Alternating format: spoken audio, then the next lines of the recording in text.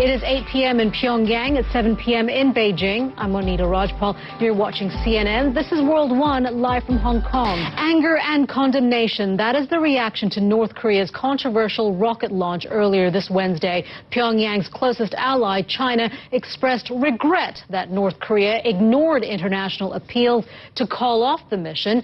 It is urging all parties to remain calm, though. The European Union is threatening further sanctions, calling the launch a violation of international law. The second version of satellite Kwangmyongsong-3 successfully lifted off from the Sohae Space Center in Chosan County. Let's take you now straight to Beijing with Anna Koren and reaction from the Chinese capital. Anna, has there been any word now on what Beijing is prepared to do?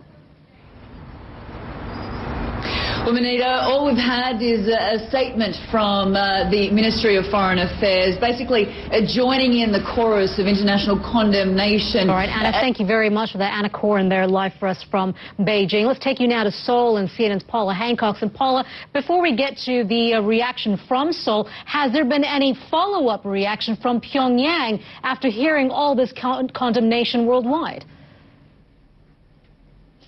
Well, Monita, it's interesting. We are hearing this international condemnation, but you're seeing dancing on the streets of Pyongyang. All right, Paula, thank you. Paula Hancock's there live for us from Seoul.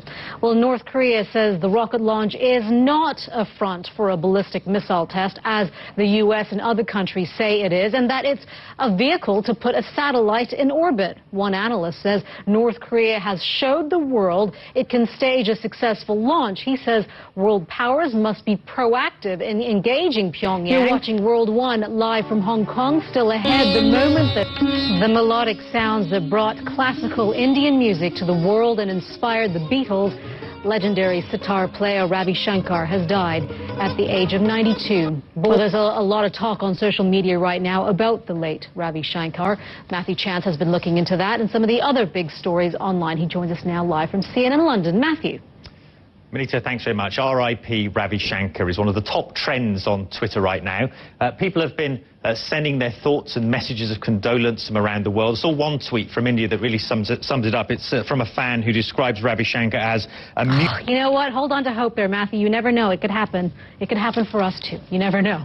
Matthew, thank you very much for that. And staying on that tune, sure to gain a lot of traction, is this next story. I bless all of you from my heart. There you have it. That's the Pope's Twitter debut. The pontiff sent the message to the masses just a short time ago, and he already has more than 900,000 followers. Senior international correspondent Ben Wiedemann has been monitoring the Twitter sphere, and he joins us now from Rome. I have a hard time picturing the pontiff there with his mobile phone and tweeting away.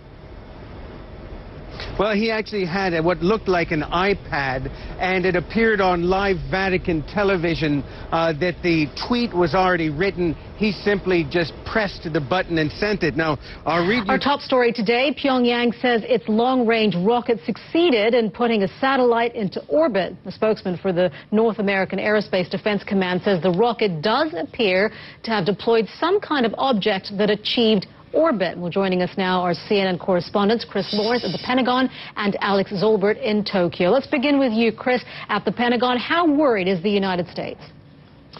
Well, one official that I spoke with, Monita, says it definitely raises the stakes in that North Korea has shown substantial progress. Thank you for that. Chris Lawrence, they're reporting to us there live from the Pentagon. Let's take you now to Tokyo and to Alex Zolbert. And Alex, this comes just 4 days before elections in Japan. No doubt a huge test for the incoming prime minister.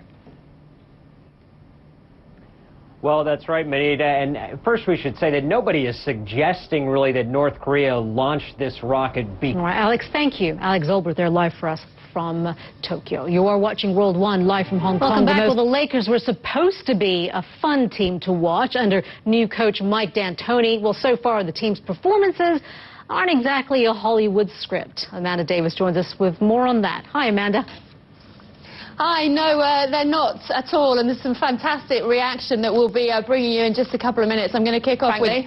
I do trust, and they say that women spend way too much on shoes. I mean, come on, $4,000 on pair of shoes that you're just going to kick around? Oh, well, never mind. To kick a football, I know. To kick a football, really not cool.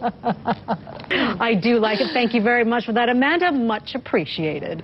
You're watching World One live from Hong Kong. Welcome back to World One. Global wildlife activists will take their fight to the UN in New York later today. And this is what they are trying to stop: the illegal trade in animal products like this shipment seized in Malaysia. And for ivory is huge. But China is not the only country where there is a market for illegal animal products. For more on this, let's speak to Carter Roberts in New York. He's the president of the World Wildlife Fund. Mr. Roberts, thank you very much for being with us. We understand, and this is really quite surprising, is that the United States is the second largest consumer of illegal wildlife products. How come?